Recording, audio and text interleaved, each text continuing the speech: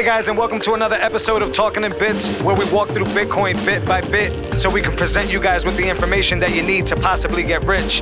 This week, me and Ben sit down with Swan Bitcoin CTO, and we literally hit Bitcoin from all angles. We talk about it from a sovereignty standpoint. We talk about it from a business standpoint. We talk about security of your Bitcoins. We talk about regulation and so many other things. This is the perfect episode for anybody who wants to hear an experienced person in Bitcoin talk about it from their end and their perspective. I hope you guys enjoy this episode. I present to you guys Swan Bitcoin CTO, Jan Pritzker. Jan, thank you for joining us on Talking in Bits. I really appreciate your time. My pleasure. Great to be here. Yeah, I was very surprised. It's very rare nowadays when you're able to reach out to somebody, especially a CTO of a company on Twitter, and he says, hey, let's rock, let's do it. Very excited about that, man. I love doing pods. I don't know, it just gives me a little break from my day-to-day, so all good. Awesome. Really cool. So, this is a new project for us, and we're excited about Bitcoin, like the majority of the people are excited about Bitcoin. The cool part about us is we have this awesome, interesting trend where not only do we have a relationship in our personal life, but Ben is really good when it comes to finances and the investment part of Bitcoin, that aspect of it. And I seem to geek out over the security and gapless, cold storage and the tech behind everything going on. So we kind of have a little nice hybrid thing going on here. We want to bring that to this conversation. Very cool. Cool. So our listeners are usually, people that are either getting into Bitcoin or want to know more about Bitcoin. Can you explain in your words what Bitcoin is to the listeners? Well, I think of Bitcoin as a new form of money, and I almost think of it like what we used to have with gold or cash money, right? Before we became a digital payment society, we used to have money that you could just give to somebody else and they could accept it, and that was the end of your transaction. Now most of our payments are done through digital networks, so even your bank, your credit card, your debit card, PayPal, Visa, Apple Pay, these are all electronic forms of payments. And in certain societies, like in China, these things are even more prevalent. And what that leads to is a system where anytime you want to make a payment, it's always going through some third party.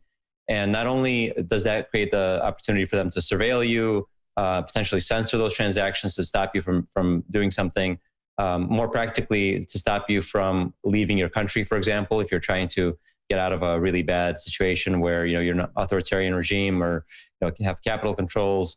I have a personal history with that, so I'm familiar with this idea, and so we can talk about that. Yeah, but, do you mind sharing a little bit about that history? Yeah. Just to finish my thought on Bitcoin, for me, Bitcoin is a new type of money. I call it freedom money. It's the money that you can take with you in the case of your country being in trouble. It's a money that the government can't debase and make worthless by printing lots of it. So that's the value for me. But yeah, my history. So I came from the Soviet Union with my family. I was just a kid, so a lot of what I know is mostly from talking to my parents and doing some research. But we immigrated here to the United States in 1989.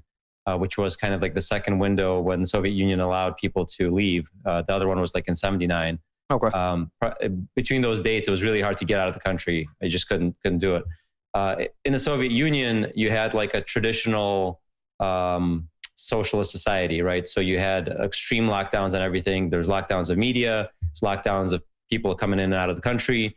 There was lockdown of the financial system. So you were forced to use the currency, which was the ruble, which the government, controlled completely. There was price fixing, right? All the prices were essentially set by the government, which led to shortages of goods and services everywhere. And the ruble was just like a devalued currency. Nobody wanted it. And so in the Soviet economy, a lot of it actually functioned on the dollar. There was a lot of black market dollar usage. So anytime you wanted to get anything done, it was either like dollars or vodka would get it done because you needed something that's scarce, right? Like dollars and vodka were scarce. The ruble was not scarce.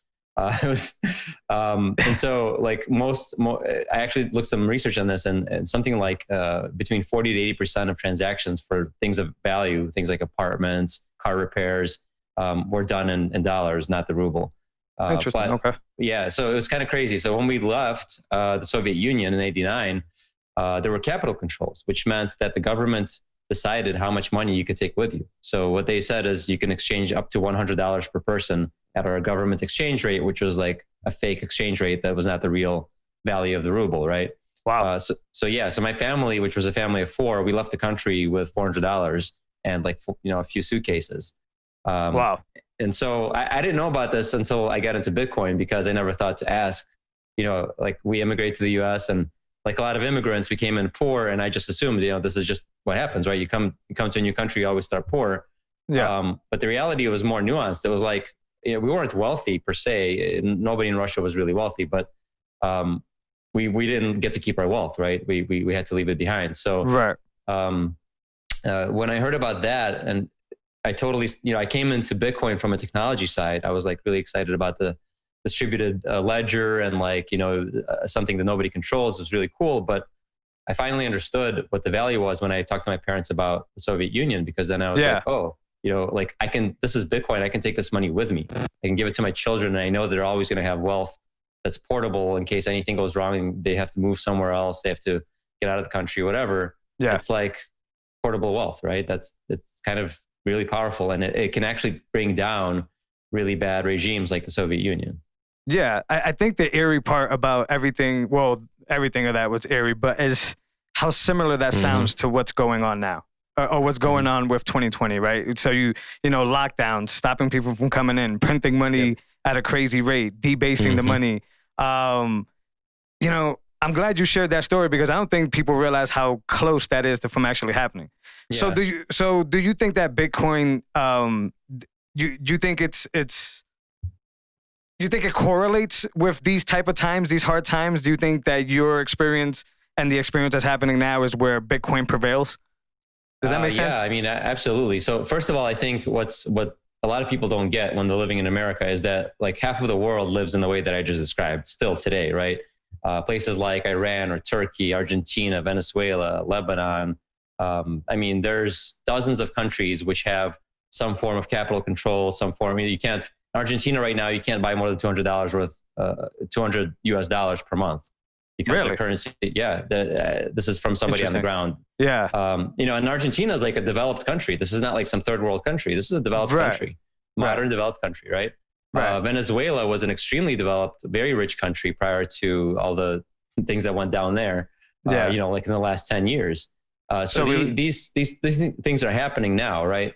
And so I think what's happening in America, and with the COVID and the money printing and everything that started happening, it brought all those issues home to us that everybody else in the world is already quite familiar with. And we're going to start seeing more of that. And I think we're going to start, I'm still very optimistic about America. I think we have a very resilient and decentralized type of government system. And I hope they embrace Bitcoin rather than reject it, because it could be a very powerful part of our structure. But we're starting to feel those things, right? We're starting to see the money creation. We're starting to see like the stock market go vertical while like everybody's businesses are failing. We're starting to see the disconnect of everyday reality from the financialization and the money printing that's making basically, the rich people richer and the poor people poorer. And, I think that's starting to cement the idea that like Bitcoin is important. This is starting to prove it out. Okay. So in your opinion, how does a network designed by cypherpunks solve those huge, massive problems? Well, there's a lot of problems in the monetary system, right? And Satoshi was I think he was very tuned in to what those problems are. And he pointed out in some of his forum posts, things like, the debasement of the currency. He said, like the history of fiat currencies is full of breaches of trust, right? We trust the government not to debase our currency, but the history of fiat currency is full of that. So what he's talking about is like that the governments over time, given the power to print money, they do that, right? And they don't do it because they're evil or they have some mastermind. Sometimes they do, but most of the time they do it because they're asked to do so by the people, right? Like take an example here with what happened with COVID, right? All these businesses are suffering and they're lobbying their representatives and they're like, we need a bailout. We need to fix this. We're not going to survive. And so what is the government going to do? Of course, they're going to try to print their way out of this mess, and they're having this horribly deflating economy and they need to do something. So they create all this money or they make it really cheap to take loans. Right. And what is the result of that? Well, the money supply is inflated, so prices go up. Now, they don't go up everywhere. They go up to where people with the money have access, right? So like I can take out a loan at, sub 3% against my house, for example. If you're like a public company like Michael Saylor with MicroStrategy, they've just taken out a loan at 0.75%, right? So the more money you have, the cheaper your credit. And, at the end of the day, like you use that money to do what? Buy Bitcoin, buy gold, buy stocks, buy real estate. All of those things go up. And the people who are trying to live their lives day to day, now they can't afford a house anymore because their salary didn't go up. Only the assets went up. So like that's happening, right? And I think that Bitcoin is a very interesting system that says we're going to take away that power. We're not going to give the government the power to arbitrarily steal from savers through the form of inflation. Instead, we're going to be on a fair system, right? If you have 0.1 Bitcoin, whatever amount of Bitcoin you have, that's a fixed amount out of a fixed system. It's never going to grow. The amount of Bitcoin is never going to grow. So you have a certain amount of value and it's protected. So I think that's a really interesting countervailing force to like what the government and the Fed and the banking system is trying to do now. And the flip side of that is kind of the privacy and anonymity and portability aspect of Bitcoin, which I think is also really important. Because now if I'm in a country that's the US is still by far like it's fine. Like we're not going to crash and burn as badly as some of these other places. But there's places like Venezuela that are already completely on fire with million% inflation in their currency. So the currency is completely useless.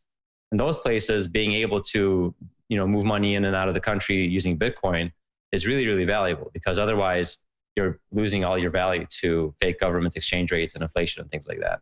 So I think it's a really big deal. Yeah, and different problems. I've been listening to Jack Mallers lately talk about basically, even if in these small places, people have to drive on a bus for 2 hours to get to a Western Union and to get to a place that can get them this money. And then even when they take that 2-hour drive, there's basically gangs that sit outside these places and, either rob you for your money or ask you for half of it in exchange for you to walk away for another 2 hours. And like you hinted at earlier, I do agree. I don't think here in America, we realize those problems because we wake up to warm water and, our bank accounts have, money inside of them. So very interesting. So just a quick question, bro. Sure, absolutely. Yes. So there's been some headlines, right? So one of them says that the HSBC bars transactions related to cryptocurrencies in the UK. How do we get around that? And then we're also seeing, I think President Christine Lagarde of the European Central Bank, they're talking about more regulations on Bitcoin. As Bitcoin becomes more and more popular, these people are going to try and stop it, as we're seeing, right? How do we get around what they're trying to do in terms of being, banned from making deposits into the HSBC? Yeah, I think to me, I don't think it's inevitable that government has to step all over this. I think there's a world where that doesn't happen, which is like the optimistic side of me says it doesn't happen. And the way that happens is a government is just a bunch of people, right? So if those people are all Bitcoiners, then there's no problem. So we need to get more Bitcoin into the hands of people in government. And we're already seeing that that's starting to happen. We've got a senator, we got Cynthia Lummis in Wyoming, who's I would call her an openly Bitcoiner senator, right? Who's come out and said that she believes that Bitcoin is a very good store of value. And she comes from the Treasury Department, I believe, in Wyoming. So, she knows about money. And then you've got a couple senators and congressmen. Even like the chairman of the Banking Commission said that Bitcoin was not stoppable. It's a worldwide phenomenon. So I'm kind of bullish on America not being totally idiotic about this, because if they embrace this industry, this is a huge industry, right? We have a homegrown American mining industry that's heating up big time. We've got investments by guys like Peter Thiel. Like these are serious people with serious money. Jamie Dimon. If you start to think about like who controls government, really, it's the people with the money. And so if the people with the money are the people who have the Bitcoin, then I don't think we have a problem. On the flip side, if the government becomes hostile towards Bitcoin, right? Or banks become hostile. First of all, if banks become hostile towards Bitcoin, it's still a free market. They're going to get boycotted. And frankly, I run a Bitcoin company, right? So I run a company called Swan Bitcoin. I'm the CTO of Swan Bitcoin. And we deal with lots of different banks and people trying to wire us money, for example. And some of them don't want to send money to quote unquote cryptocurrency companies. Well, guess what those people are doing? The people with money, like with serious money, hundreds of thousands of dollars, are saying, we're not going to bank with this bank anymore. We're going to leave. We're going to go to one that works. Yeah. So first of all, the free market will choose the ones that support Bitcoin. Secondly, if regulations or something like that come down, well, then you're just making your country not competitive against other countries. Because at the end of the day, there still will be some place, and I'm sure many, people who've dealt with Bitcoin or other cryptocurrencies know it's not that hard to go out and find an exchange in some other country and get around, whatever IP restrictions they might have. It's trivial for people who want to actually do it, right? So there's always leaks in the system. So I think what's going to happen is that countries that don't embrace this ecosystem, they're just going to give away all the money to the countries that do. And you're going to have brain drain. You're going to have people leaving to start companies in other jurisdictions that are more friendly. And, those countries that embrace it will, at the end of the day, profit. So I'm bullish on America embracing Bitcoin. I think it's going to happen. It's such an American concept to me, like decentralized money. It's what the founders, capitalism, free markets. It's what the founders said, like money should not be, it should be only gold and silver. If they had known about Bitcoin, they would have put that up there, right? It's the same thing. It's a hard money, right? It feels like a very American concept. And I think we're going to get there. I love that outlook. Just optimistic. I'm an optimist, man. I don't know. I love it. I mean, we're seeing Bitcoin pretty much explode, right? The big institutions are here to play. Big banks are here to play. Jamie Dimon's talking about Bitcoin, 146 grand. And I even think like Max Kaiser's been saying 200 grand and he's been on it since it was $1, right? So as it continues, I mean, we just filmed another podcast. We had this, crash from 42 grand down to 30 and we're sitting around 37, 38 grand in a matter of a few days. Has really good legs underneath it right now. Are getting bought. And I think this is the thing that a lot of people who maybe are new to Bitcoin don't understand, like what this looks like.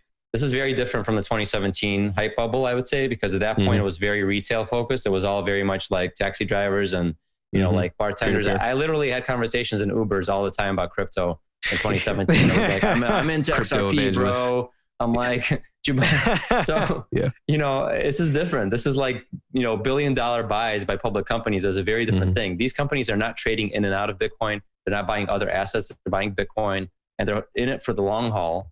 And only now is Bitcoin big enough for them to even start to think about it, right? Because we're just getting to like $600-700 billion of Bitcoin market cap, which is barely enough for somebody like Michael Saylor to come in and do $1 billion buy. It's just like scratching the surface, right? Think about it if you have to buy $10 billion or, $100 billion. Forget about it. You can't do it right now. You can't buy like a fifth of the entire market, right? Not possible. So these institutions, a lot of them are going to have to wait until the market's big enough. So we still have a long way to go before the really big money comes in. Yeah, Michael Saylor with MicroStrategy, he's putting together a corporate webinar because he wants corporations to get in on it. So like I recently sent it to my old CEO that I used to work for.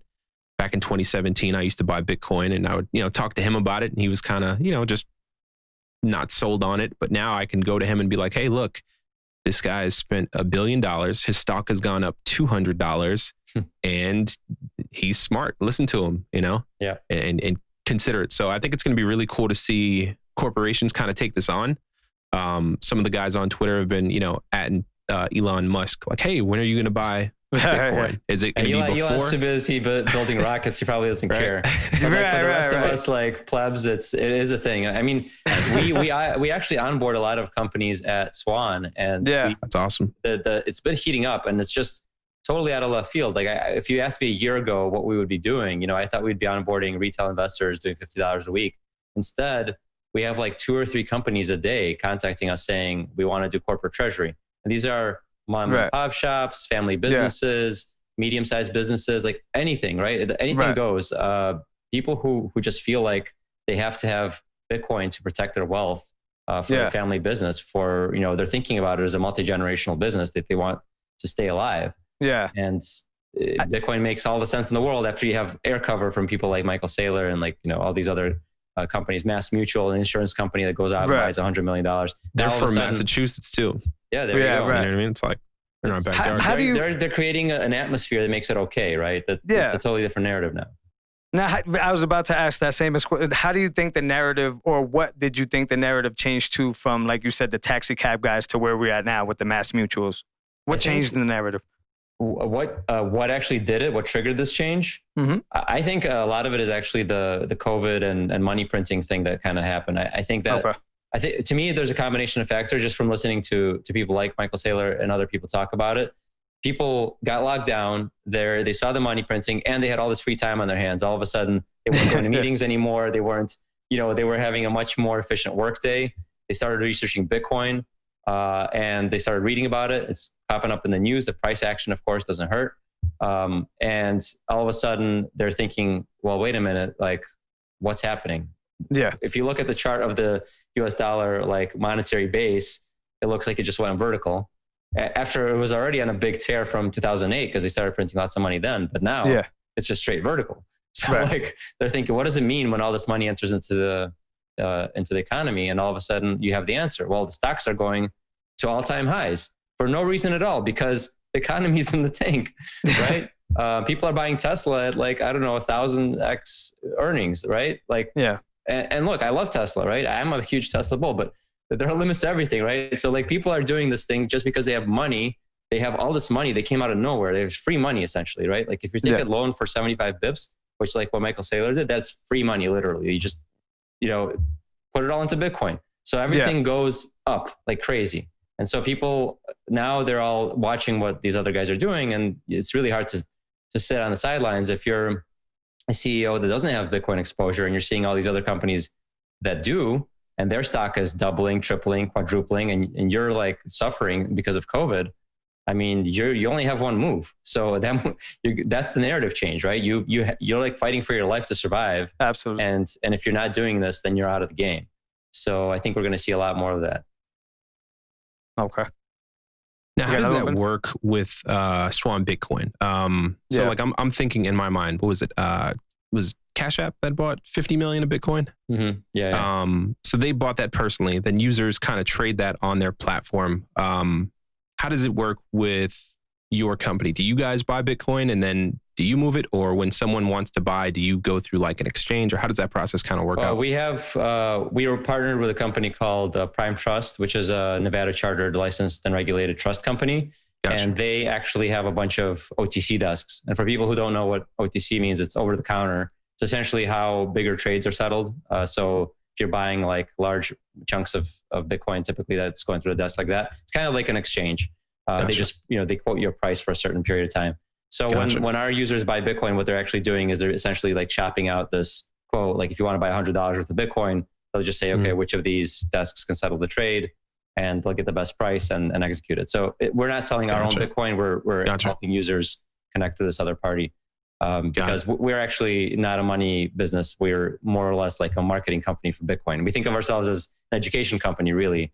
And we put on shows and, do a lot of content. And we try to educate people on why Bitcoin is important. And then once they're ready to buy, we help them do that through Prime Trust. That's smart.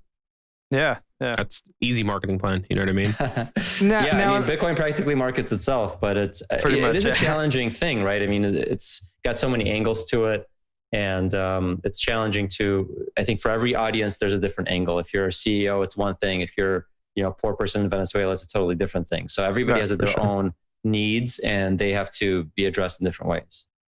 Yeah. Now, on the surface, Swan Bitcoin would seem like a DCA app, dollar cost average app. Would you agree with that, or would you say that that's just the basic of what you guys do? That's how we started. There's a lot of reasons why we started that way, but we really believe our mission is to onboard the next 10 million Bitcoiners. That was our original mission. And we believe that the best way to be buying Bitcoin is through automatic recurring purchases. Set and forget it. Don't think about it. Let it accumulate. Just like you're saving for your 401k or your house or whatever, do the same thing with Bitcoin, savings technology. So we launched with a very strong bent towards dollar cost averaging, specifically automatic DCA, meaning it's happening by itself. Mm-hmm. Over time, we were able to offer things like instant buys, which we just launched last month. We started taking wire transfers. And now, because the corporate thing kind of came out of nowhere, right? Like people just started doing corporate treasury. And they like us. We have a strong team. We have a lot of really good people in our circle. We know all the kind of financial advisors and people who really know their stuff. And they're all recommending Swan. They think we're trustworthy. So we thank them for that. And because of that, we've started offering treasury services and private client services for high net worth individuals. And we basically expanded our services just because that's where the needs are. Where the demand is. Yeah. That's but we incredible. still continue to strongly push the idea that, everybody should be dollar cost averaging, and we're trying to get everybody to do that over time. Yeah. Now, can you walk me through the flow of the app? So you set it up, you dollar cost average to what you can, and do you guys send it to a hot wallet? Do you guys send it to a cold wallet?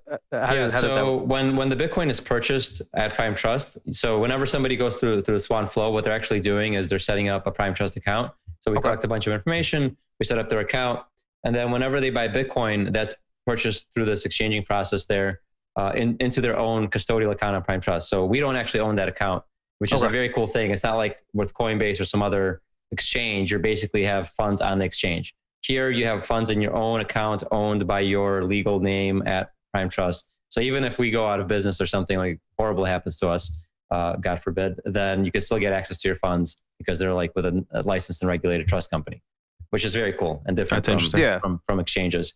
And then once you buy the Bitcoin, it's sitting in a cold wallet at Prime Trust hardware. They use Fireblocks, which is kind of like this industry leading hardware based key management solution. Gotcha. So it's stored in the cold wallet. And then if you want to withdraw it, you can withdraw it. We actually have an auto withdrawal plan. So you can set up something that says every week or every time I reach a certain threshold of Bitcoin, trigger a withdrawal. And then you get an email from them straight to your inbox. You can confirm your withdrawal, and then it goes to your hot wallet or cold wallet or wherever you want it. Really cool. So you guys are actually able to tiptoe around security because you don't actually have to secure anything. Is that? Well, I mean, yes and no, right? So at the end of the day, yes, we are tiptoeing around it because the disbursements have to, at the end of the day, be authorized by your email. But we still obviously want to secure your account. So we offer, two-factor authentication. Somebody could add, if they were to hack your email or something like that, they could add an address. But you have to keep your email secure. So we have lots of guides about securing your email with two-factor authentication. And of course, we provide our own 2FA as well on the site. And we have passcode-based login. And it's all very secure, but it's all designed really just to prevent anybody from doing anything malicious. But yeah, everything is confirmed by your email from Prime Trust. So even if Swan itself became malicious, we're protecting our users from that, which is pretty cool. Awesome. And can you break down hot and cold wallet for someone in layman terms? I have a super basic understanding. Like I mentioned, Jose is super tech, so he knows it. I think some of the listeners still don't understand what a wallet is. You just talk about that. Yeah, that may be a good thing to start with. So a wallet, it's a little bit of a misnomer. A wallet is really a device or a piece of software, or it could be even a piece of paper that contains what we call a key, right? A private key. So whenever you send Bitcoin to someone, you send it to kind of like a mailbox. It's the scrambled looking thing of numbers and letters. It's really just a large number. And in order to spend from that mailbox, they have to have what's called a private key. So a wallet, all it is a thing that stores that private key. And they come in many flavors. You could have one on your phone. It could be an app on your phone. It could be an app on your PC or your Mac. It could be a piece of hardware. There's a couple different hardware devices that are they look like USB sticks with screens usually, or something similar to that. And they're all designed to do the same thing with varying sort of like levels of security. So when we talk about something being cold, that's typically a device that's not connected to the internet. The benefit of that would be that we know for sure that this key on this device has never seen the light of day. Nobody's ever seen it. It can't be leaked out. If it's never been connected to the internet, you know that it's secure inside of that device. When we talk about something being hot, it's more like your computer or your phone, where the wallet is online. And if somebody was to hack your computer or your phone, potentially that wallet could be compromised, even though wallets typically will have additional security layers. But again, if you want to be super paranoid, never connect your wallet to the internet. You can do those kinds of things. Yeah. And there's even more advanced solutions beyond that, but we can get into that if you want. I think I saw an article of someone who has 200 million in Bitcoin sitting somewhere, and he's missing 2 words from his passcode, I believe, and he has 2 more attempts to get it. Yeah. He might not get it. He might not get it. Jan, would you agree with the analogy of, and this is how I like to put it, a hot wallet being equivalent to cash, having your own node being the equivalent to a debit card, and having a cold hardware wallet being like digging money in the backyard? Would that sound pretty? Yeah, I think so. Like, yeah, I would say, if you have a hot wallet, for example, an app on your phone, I probably would carry as much in there as you would in a wallet in your pocket, right? Like, let's say somebody was to stop you and say, like, give me your phone, give me your password, and they got your phone, right? What do they get? Did they get a couple $100? Probably okay. Did they get like tens of thousands of dollars? Probably not good, right? Right. So probably wouldn't carry, that much cash on me.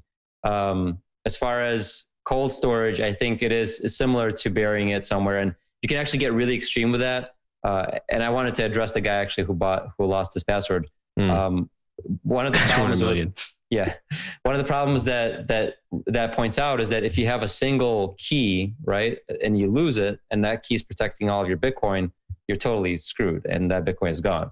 But nowadays there's this new thing called multisig. It's not really new, but it's become more, it's become easier to use, let's just say. So multisig means you have it's multi-signature. You might have 3 different keys and you only need 2 of them to spend the Bitcoin. So you would have 2 different USB sticks, and you put one in your house, safe, and you put one in your bank vault, or you give it to your family member. And then the third one, you can actually have a company that specializes in this store for you. So there's companies like Unchained Capital or Casa. And what they do is they hold that third key for you just in case you lose one of them, or there's a fire or some disaster. They'll be able to recover it for you. But they can't spend your money, but they can always recover the funds if you lose them. So nowadays, I would say once you get to, if you have $200 million, you should probably be thinking about a multi-sig solution. I'm sure this guy probably originally his Bitcoin was worth $200, and he probably didn't think about it. And now it's like, oops, right? But someone was telling me that, all right, so that guy, he needs 2 more words to crack the code or whatever, and that someone said that they can do it, but they want to take half the bounty. I'm just like, I would do it. I would totally do it. I would totally do it. You but can they do it? And I get 100 million? Let's do it. Yeah, can they do it though? Is there any way for them to? Yeah, I don't think there is. It seems like a stretch. I don't know. Yeah. Two tries to guess 2 words. I mean, there's no way. I don't know how you do this. And that's the point of these things, is for them to pretty much be unfigurable out. If you don't have this thing, you're pretty much screwed. So I guess I would kick myself in the ass if I don't ask you, how do you secure your Bitcoin? Oh, a gentleman never tells. Man, I like that. No, I'll tell you. Go ahead, please. I'll tell you. So actually, my strategy is probably more complicated than most because I've been in the space for a long time. But I spread mine around. So I actually have some, in a hardware wallet. I have some in a fund that will automatically transfer on death to my wife, like that kind of thing. Smart. I have some in in a custodial account on Swan, just so I know that I'm drinking my own Kool-Aid. Love it. I have some, in different places, just so, because I'm protecting myself from catastrophic loss of any one of those things. Yeah. But I think if you were to have just one thing, probably just open up an Unchained Capital type of or Casa account and just have a multi-sig solution. If you have more than I don't know, $10,000, you should probably think about it that way. Or I always say, think about it in terms of your net worth, right? So, somebody who's really, really rich might not care about $10,000, but for most people, that's a significant amount of money. And you want to probably figure out how to secure it, especially since we anticipate that it would grow tremendously. Let's just say. Now, kind of on that same topic of diversifying where you keep your stash. What do you make of companies like BlockFi, who probably have a lot of money or Bitcoin that they're kind of taking care of? They're also offering interest.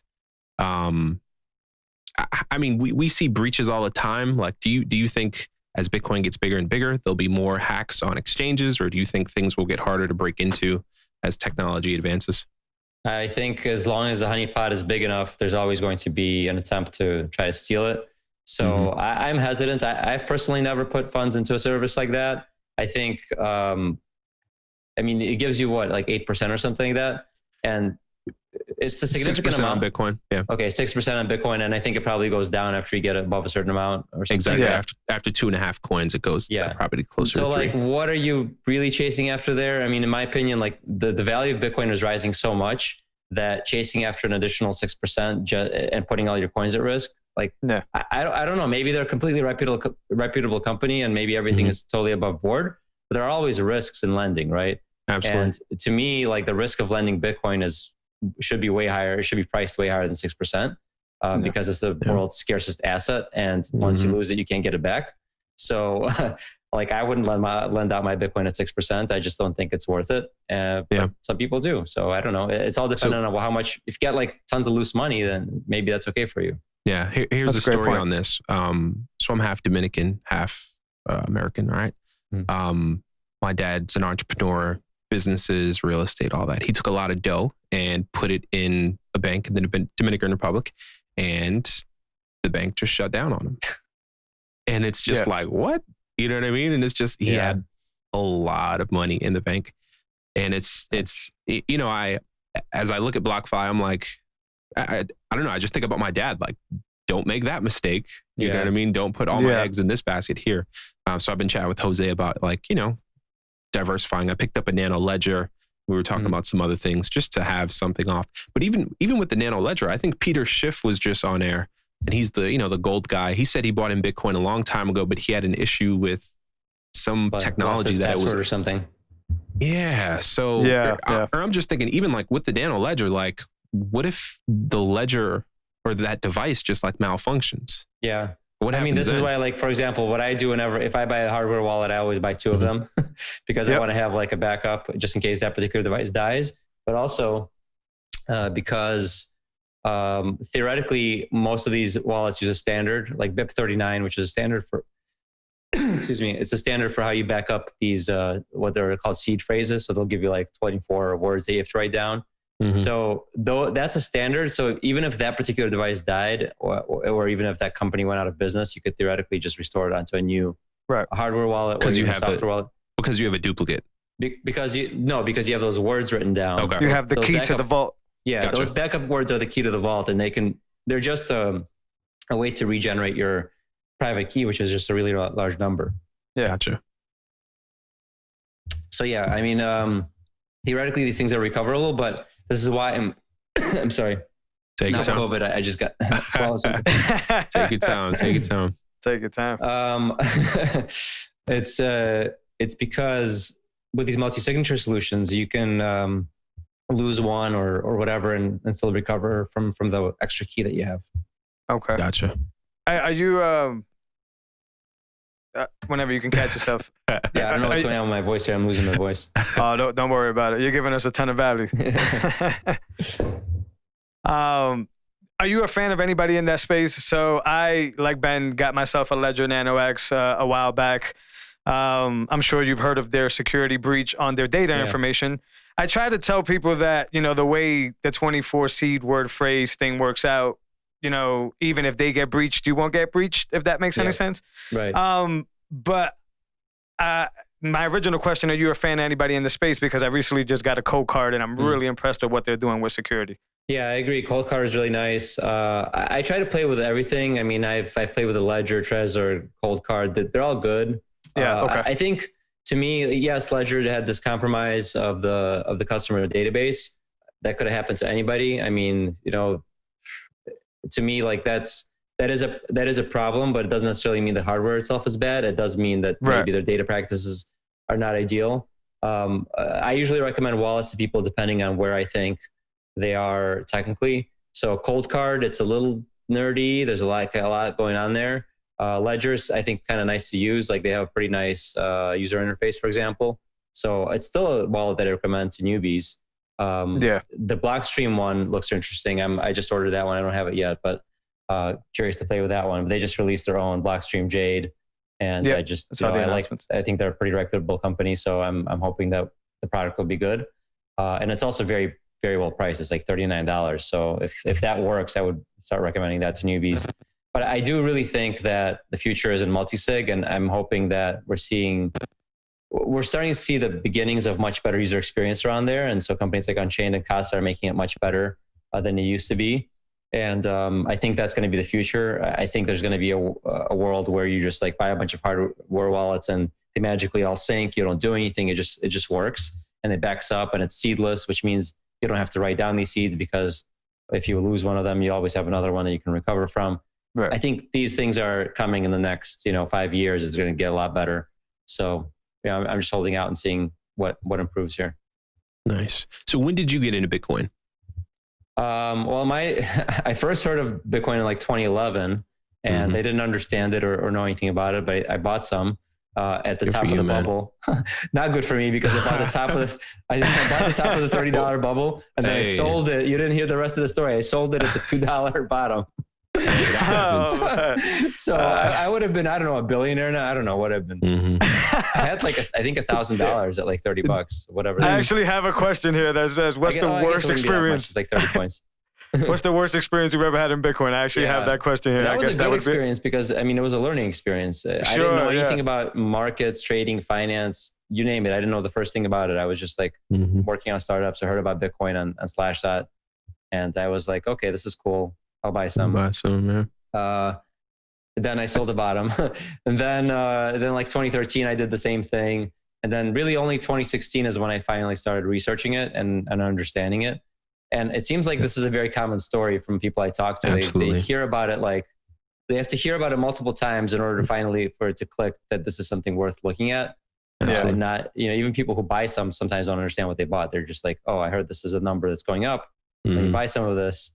And then they have it on Coinbase. So they've never actually interacted with it, put it in their wallet. They've never sent it to anybody. They just like clicked the button on Coinbase and they got some Bitcoin.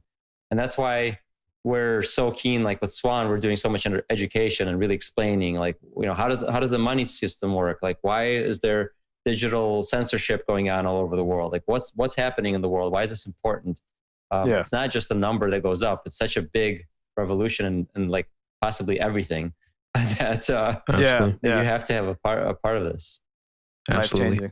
Yeah, I was remind myself like, even if I did buy it in 2011, like I probably would have did exactly what you would have did. You would never have held it. I mean, I don't know how many people have held it from 2011. It's like, it would be insane, right? Yeah.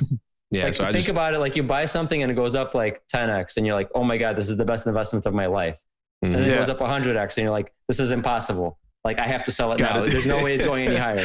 You know what I mean? Like there's nobody who holds for like, 1,000,000% gains. This doesn't happen. So if somebody did, I mean, my hat's off to them, but I don't believe it, man. Yeah. It's crazy. That's insane. Yeah. I was in the, I got an invite to Clubhouse earlier and I was in the room that the guys at Swan Bitcoin did. Oh, nice. And there was a lot of value going on in there, man. You guys are doing a great job educating, man. I enjoy what you guys are doing for sure. Thank you.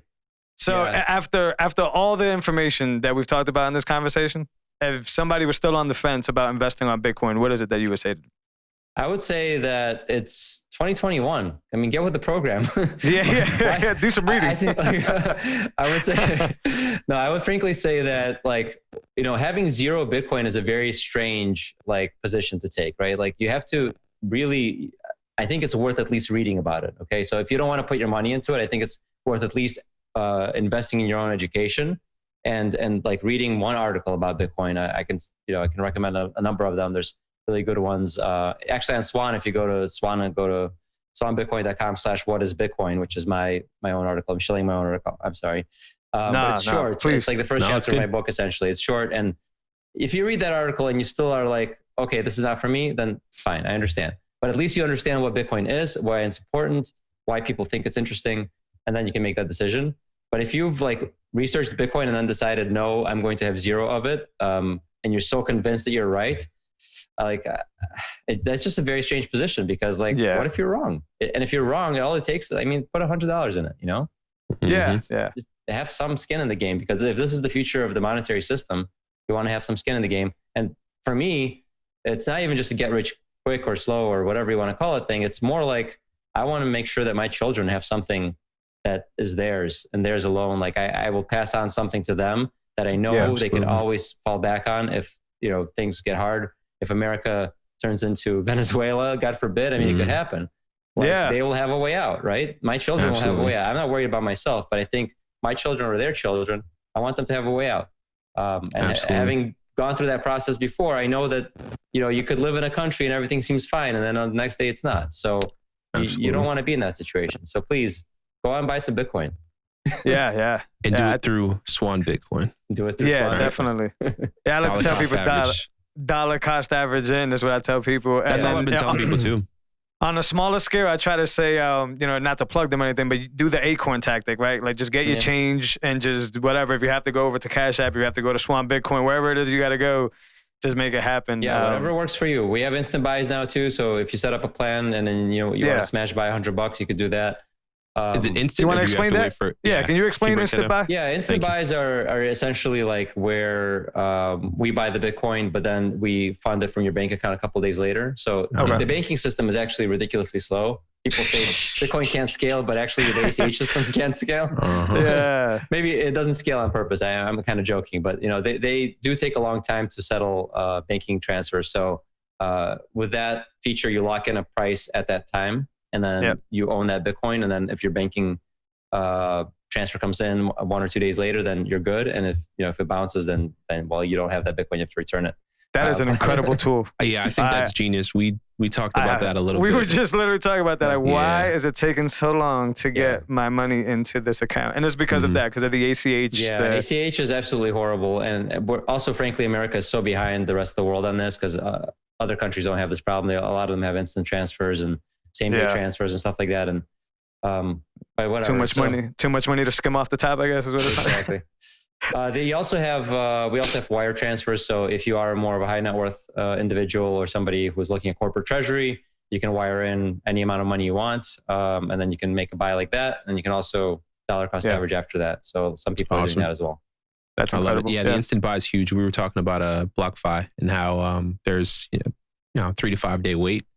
Yeah. And I mean, in that case of like 42 to 30 grand, that dip that we just saw, you missed out on the dip if you don't have an instant buy.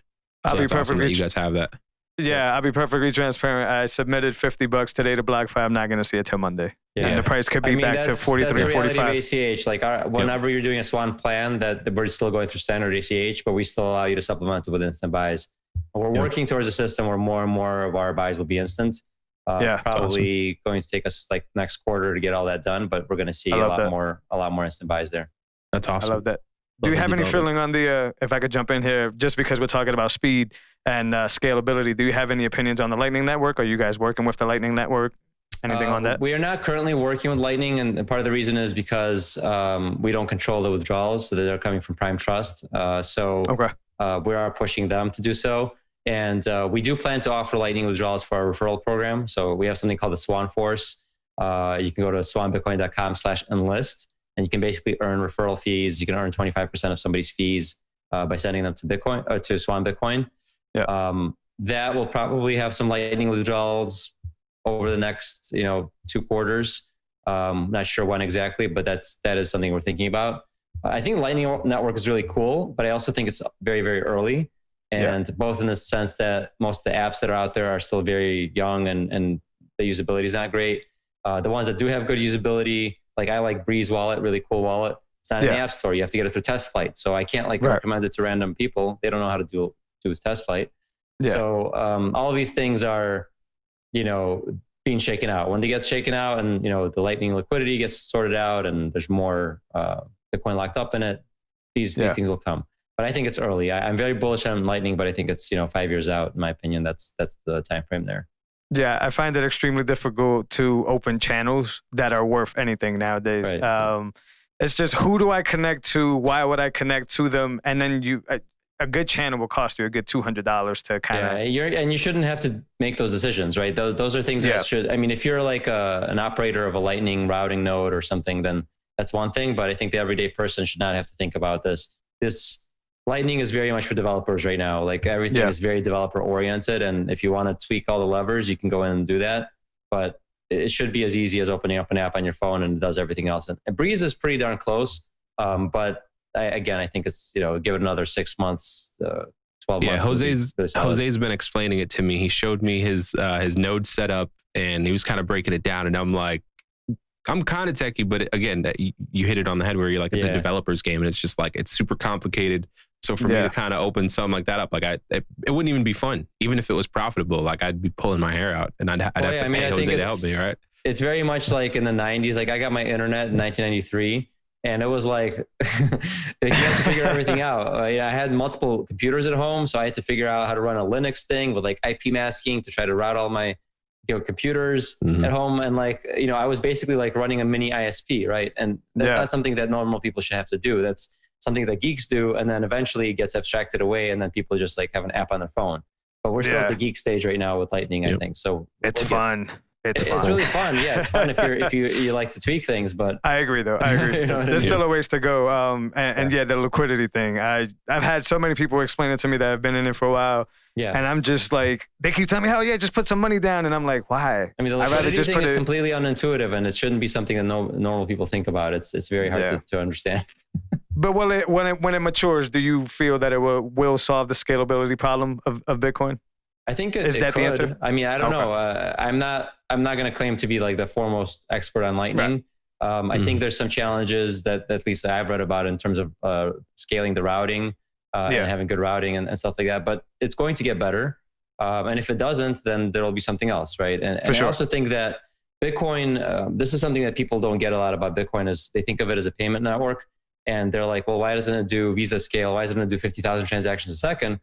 And the answer is that Bitcoin is designed to do a very different thing. It's actually designed not to be fast, but really to enforce scarcity and immutability. Security.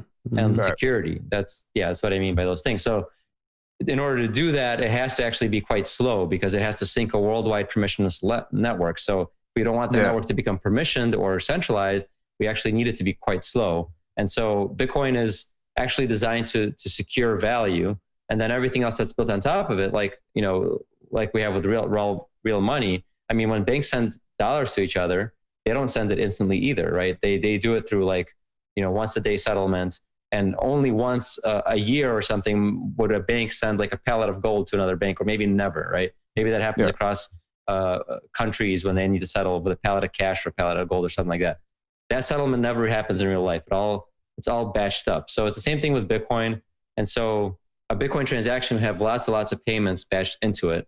And the question is, what are the things that are going to batch those payments? They could be Lightning Network. It could be Bitcoin banks, like essentially exchanges that morph into banks. It could be that you use your credit card and then you pay your credit card at the end of the month with Bitcoin, right? All of those things could happen, and they all solve the scalability problem. So think of Bitcoin as money, and then there's lots and lots of ways to do payment networks on top of it. I like that. Yeah. Can we talk price predictions? Well, I don't know. A lot. Somewhere between like a lot just and a whole lot. Any price prediction on like end of 2021? I don't know, but the way that I think about it is, having been through some cycles so far, is that we look to be in the beginning of the next cycle, right? So when we talk about cycles of Bitcoin, a lot of times we talk about the halving. Every 4 years, we have a supply shock to Bitcoin. There's less Bitcoin being produced. It's cut in half. That just happened. So we, after the halving, we're now only producing 6.25 Bitcoins every 10 minutes. It's a very, very small amount of Bitcoin. Did that happen back in May? That happened back in May. That's right. Yeah, I remember leading up to it. And I was just excited. So after the halving happens, it's like now the supply of Bitcoin is vastly constrained, and that usually fuels the next cycle, right? The price goes up a little bit, then people start to realize the price is going up. They try to buy some, it goes up a lot, and now there's a real shortage because there's no real supply entering the market. And I think what's interesting of this cycle that's different from previous ones is that we're seeing outflow of coins from exchanges. You could see that exchange balances are being drawn down, which is an indication that people are holding their coins longer term. They're not thinking about putting them on an exchange to trade with them. They're taking them into cold storage. They're not going to plan to sell them. This creates even more of a supply constraint. And then you have even more of that supply shock, and then the demand's going to go up. So in a previous cycle, we saw the price go from like, say, $600 to 20,000, roughly 20 to 30x increase, depending how you want to slice it. So if that happens again, then we could be at 200, 400,000. It's possible. I'm not going to discount it. I don't know. I don't know when. I don't know how it's going to play out. But it seems to me like the kind of money that's entering into the space now is large money. It's $1 billion buys. $1 billion buys. Look, Michael Saylor did that, and look what happens to the price, right? And I can tell you again from personal experience that all these companies, and we're not serving $1 billion customers, but they're coming in with 100,000, 500,000, coming in with $1 million. They're coming in with buys that are not your resale buys. So that's going to drive the price up quite a lot. And love it. I don't know, man. I could see 200 to 400 happening. Yeah. So Bitcoin will stop being produced. Is it 2040? 2140 is, roughly. Okay. It could be plus or minus because sometimes it speeds up a little bit, sometimes slows down a little bit. Yeah, roughly 2140. Yeah, it's crazy. Just gotta wonder like what it would be like then. You know what I mean? Like if it's how many of us 30 will live now, to see it's it? like crazy. I think what we're seeing now is incredible as it is. Same here. Same here. It's growing way faster than I imagined, right? And I think this is actually a testament to the fact that even when you're in the space and you think you understand its potential, you still have no idea. And I think, I always say that it's really hard to understand exponential trends. I always like to look at Cliff Stoll's article in Newsweek in 1995 about the internet. And for those of you who are not familiar, basically he talked about like, look, my local mall does more business in a day than the entire internet does in a month. How is this ever going to be a thing? How is it? We're told that there's going to be e-commerce and we're told where people are going to buy airplane tickets online. This is never going to happen, right? This is a joke. And keep in mind, he's saying this 20 years after the internet's been out. It's 1995. It's been out for about 20 years. In the mid 90s, it's already flourishing and there's lots of websites being built, right? This is not the very, very beginning. This is someone in. And he's just saying like, it's never going to happen. And if you look at where we were on the adoption curve at that time, only 0.5% of the world had any internet. 5% in the US was the penetration at the time. So it looked like just the flat part of that exponential curve, right? And it was just starting to pick up. And that's the time we write this article says it's never going to happen. And guess what happens in the next 3 years? It goes vertical. And you get into the S curve, this vertical part of the curve. And all of a sudden you have the .com boom and like now everything changes, right? And every single thing he wrote was wrong. And he was not a dumb guy. He was a smart guy and he'd been in technology and he wasn't like talking out of his ass. He thought that he was right because he'd actually been in the internet for 20 years and thought it was going nowhere. So it's the same thing with Bitcoin, where if you're in it, you're like, this is cool. It's doing good. It's developing, but I don't know how fast it's going to go. And all of a sudden it just goes because you have something like, a move that, they didn't expect, like a Michael Saylor that's changing the game now. And all of a sudden corporations have to get in. And now you have the Bank of Iran accumulating it because they're going to settle trades with Venezuela using Bitcoin. And all of a sudden countries have to get in. And what happens then? I mean, nobody can predict how steep that curve will get. It will go vertical, like in a way that nobody's ever seen. Yeah. Apple has 192 billion cash on hand. Yeah. What are they going to do with that? Right. They're not buying Bitcoin. Like they're going to have to explain that to their shareholders at some point. Actually heard give us 5%. Just put 5% in. I heard something interesting on a podcast where Apple has the opportunity, if they adopt Bitcoin, to have the power to build hardware wallets inside of every iPhone. I found that very interesting. I think that's a very interesting play and that would be huge. It would be incredible. So can you break that down? So, all right, say Apple does do that. You get the latest iPhone 15 or whatever. If that phone gets sunk in water, how do you retrieve that wallet? Is it 24 words? Huh? Yeah. 24 word. Okay. The key to the vault. You just need the key to the vault. I think if Apple did it, they probably would have like a variety of ways that you could encrypt it and share, store an encrypted seed on a friend's phone too. Like you could do all kinds of stuff if you control the hardware. It could be interesting. Yeah. Well, that's going to be required for mass adoption because once again, back to the geeky trend, it's hard to keep 24 words safe, secure, spread out, multi-sig, all this and that, when Apple could just say, hey, we'll offload all that for you if you just buy an iPhone. Exactly. Yeah, they could do a lot when they control the hardware. So we don't know what that solution will look like, but I'm sure they're going to make it very Apple-like, which would be awesome. That's insane. Integrated into the Apple car. What would you say to anybody who brings up the word Ponzi scheme around Bitcoin? I would say go read the new article by Lynn Alden that says Bitcoin is not a Ponzi scheme point by point. It's a really good article, by the way. She's an advisor to Swan and a very smart financial analyst and brilliant. You should read the article. But I mean, look, it's simple. Like in a Ponzi scheme, you have to have somebody at the top benefiting. Just buy the Bitcoin. You're the one who benefits. Like, I don't understand. You're not paying off anybody else. There's nobody at the top. There's no pyramid here. And if anything, like the pyramid is in the traditional financial system because, like, for example, if you buy a bond today that's yielding 0.1% or zero, well, then you have to hope that somebody else comes and buys that bond from you for a larger price. That's what you're literally buying as a Ponzi scheme where, there's no returns on that. The Bitcoin is you're buying a piece of property that is censorship resistant, that is transportable across the internet instantly, that you can walk out of a country with, and it's yours. All right. Nobody's taking it from you. And pieces of the Mona Lisa. Absolutely. How does it have? Yeah. I don't know. I don't understand. I think people don't understand the definition of Ponzi scheme when they say that. Yeah, I agree. Yeah. But yeah. You got anything else, Ben?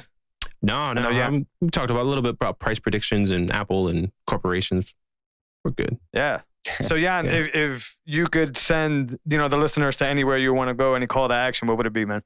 I would say check out, I hate to shill another podcast on another podcast, but check out our podcast called the Swan Signal Podcast. You can find it at swansignalpodcast.com.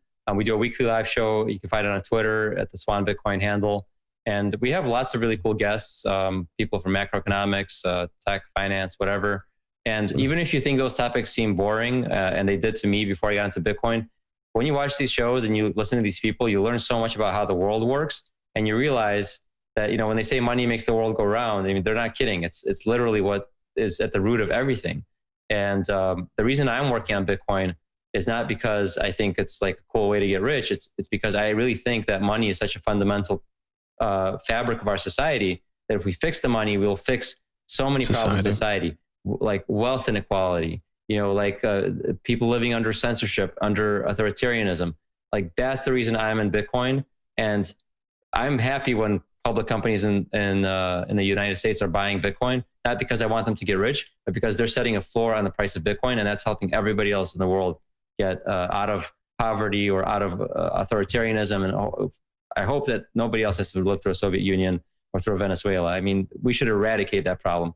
And the only way that we can eradicate that problem is by taking money away from governments. And we're going to do it, and they're going to like it, actually. They're going to like it because they're going to get rich with us. And they're not gonna know what's hitting them, and then they're gonna disintegrate. So that's gonna happen, and they're gonna like it the whole way through. So we're gonna see how that goes.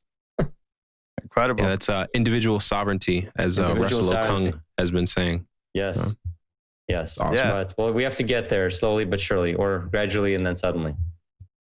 Yeah. Well, Jan, I appreciate you, answering me back on Twitter to begin with. This was an incredible conversation. I'm super excited what you guys are doing over at Swan Bitcoin. The education you guys have been giving out has been solid. I follow most of you. Awesome. The Clubhouse stuff is awesome that you guys are up to, and all the value you've given us today. Fantastic. Thanks so much, man. I appreciate it. Yep. Check out swanbitcoin.com. And if you want $10 free, go to swanbitcoin.com/Jan. You'll get $10 in your account. 30 days after you get started. And use that instant buy, because that's incredible.